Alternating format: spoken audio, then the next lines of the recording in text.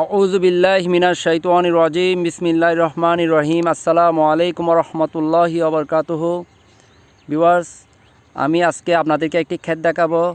দেখতে পাচ্ছেন আপনারা এই যে ক্ষেতটা দেখতে পাচ্ছেন, এটা হচ্ছে আলু ক্ষেত।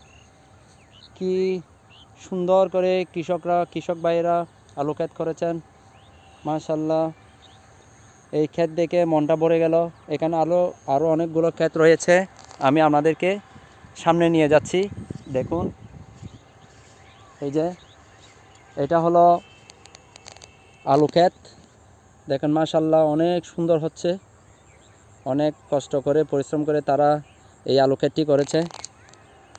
ক্ষেতটা দেখে খুব ভালো লাগতেছে। আর আমার পিছনে যেটা আছে সেটা হচ্ছে ভুট্টা বাগান।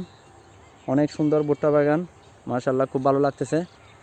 আর আমার হাতে যে জিনিসটা দেখতে পাচ্ছেন, এটা হচ্ছে কৃষক ভাইয়েরা এই মাথায় দিয়ে কাজ করে। আমি একটু দিয়ে দেখি, মাশাআল্লাহ, খুব ভালো লাগতেছে।